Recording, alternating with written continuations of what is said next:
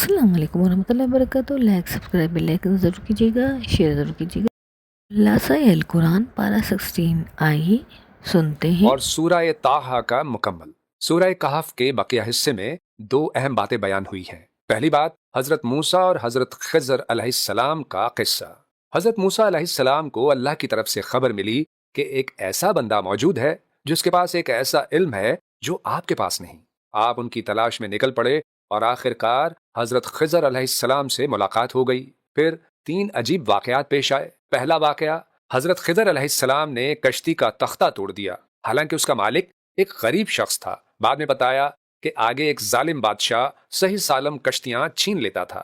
دوسرا واقعہ، حضرت خضر علیہ السلام نے ایک بچے کو قتل کر دیا۔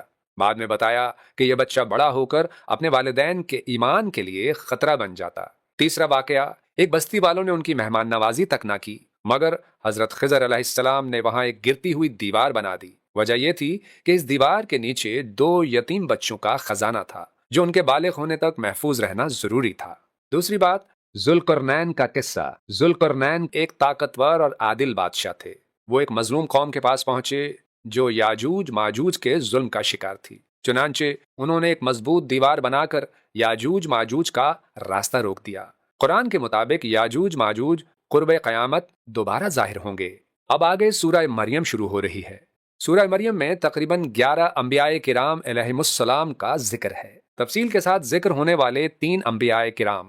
نمبر 1، حضرت یحییٰ علیہ السلام کی ولادت۔ اللہ تعالیٰ نے حضرت زکریا علیہ السلام کو بڑھاپے میں بیٹا عطا فرمایا اور اسے نبوت سے نوازا۔ نمبر 2، حضرت عیسیٰ علیہ السلام کی معجزاتی پیدائش۔ اللہ تعالیٰ نے حضرت عیسیٰ علیہ السلام کو بغیر باپ کے پیدا فرمایا اور بچپن میں ہی بولنے کی قوت عطا فرمائی۔ نمبر 3، حضرت ابراہیم علیہ السلام کی دعوت۔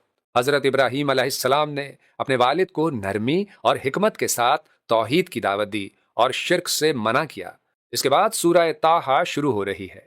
سورہ طٰہٰ میں 3 اہم مضمون بیان ہوئے ہیں۔ نمبر 1، اللہ تعالیٰ نے آپ صلی اللہ علیہ وسلم کو تسلی دی کہ ہدایت صرف انہی کو ملتی ہے جن کے دل میں اللہ کا خوف ہو۔ نمبر 2، حضرت موسیٰ علیہ السلام کا تفصیلی قصہ۔ اس صورت میں حضرت موسیٰ علیہ السلام کی زندگی کے کئی اہم واقعات بیان ہوئے ہیں۔ نمبر 3، حضرت آدم علیہ السلام کا قصہ۔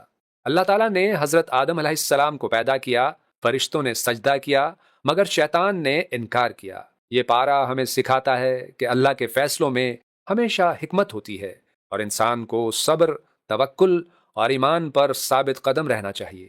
اے اللہ، ہمیں اپنی حکمت کو سمجھنے، صبر و شکر اختیار کرنے اور سیدھے راستے پر ثابت قدم رہنے کی توفیق عطا فرما، آمین۔